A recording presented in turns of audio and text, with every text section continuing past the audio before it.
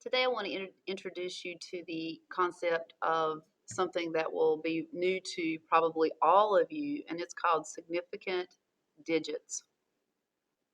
These are also known as significant figures. Now, I was taught these significant figures, so I will most often refer to them as sig figs for short. So, what is a significant figure? Well, first of all, significant figures, this concept applies only to measured quantities. So most all of you will never have heard of significant figures because in your math classes, you've been learning how to solve for x or to manipulate numbers, to set up a graph and graph data, to solve for functions, but you've really not had to worry so much about the accuracy and precision of the numbers because you weren't necessarily dealing with a measurement. Well, in science, we deal with measurements, and this unit is on the measurements that we will need to be able to carry out, and the calculations we need to be able to carry out in a science classroom, specifically chemistry. So significant digits apply only to measured numbers, and that's something I need for you to understand. That's very important. What a significant figure is it is a number that consists of all the digits that you know for certainty plus one final estimated digit. So when you're making a measurement, you're supposed to, first of all, decide what is the smallest division represented on the measuring device. So if the smallest division represented is the whole number, then you should always read between the lines and estimate that last digit. So if your device is marked off to the whole number, you should record your measurement to the tenth of a decimal place. If it's marked off to the tenth place, you should record to the hundredth place. If it's marked off to the hundredth place, you should estimate that last digit and record to the thousandth place. Sig figs apply to all the numbers you know for certain, plus that final estimated digit.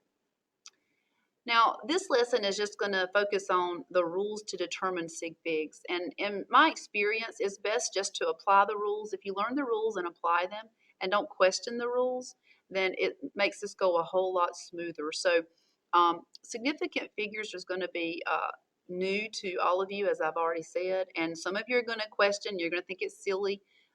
But we have to learn the rules for handling our numbers that we're going to be dealing with in our calculations. So it's important that you understand how to recognize which numbers are significant figures and how to account for all your sig figs in your measurement. The first rule says that all non-zero numbers are counted as significant figures. So I don't have units on these numbers here, just looking at the number itself, but we're going to assume all of these numbers I'm giving you are measurements. So like if this was 2.47 meters and I said, how many sig figs are in this number? You would count all three of these digits. You would say it has three significant figures because they're all non-zero numbers. So of course, all non-zero numbers are counted as sig figs. Now, if the number contains zeros, there are three types of zeros that we will encounter.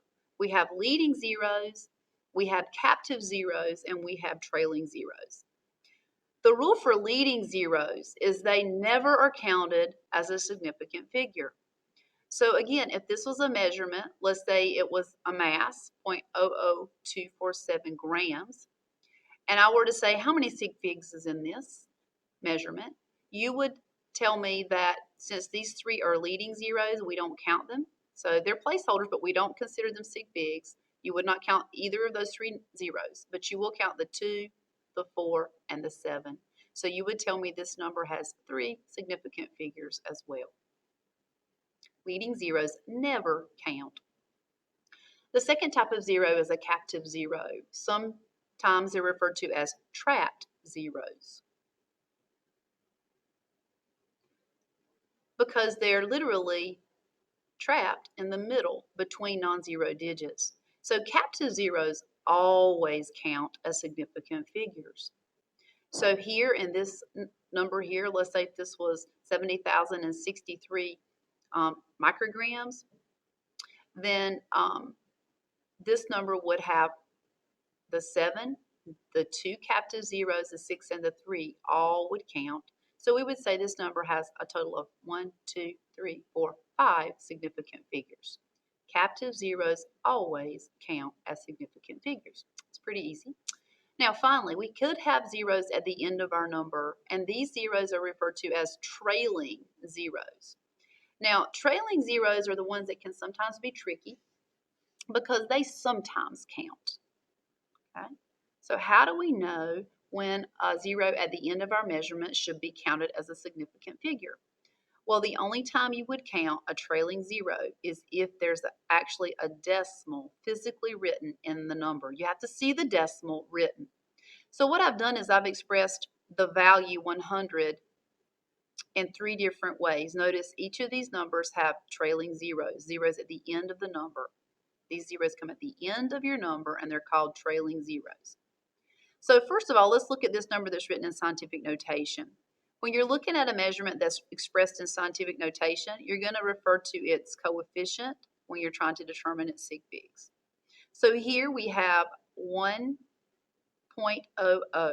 These are trailing zeros. So when you have trailing zeros, if there's a decimal, and we see the decimal right here, that decimal is what would cause us to count the trailing zeros. So we count the 1, the 0, and the 0. So we would say this has 3 significant figures. And the second way I've expressed it here, 1, 0, 0, and I put a decimal point at the end. This decimal point will make these 2 trailing zeros count. So again, this number, you would count the 1, the 0, and the 0 because of the decimal, the trailing zeros count. You would tell me that has 3 sig figs as well. Now, if you were to see the number 100 and there was no decimal here, then since there is no decimal, you would not count either of those zeros. You would only count the 1 because it's a non-zero digit going back up to rule number 1.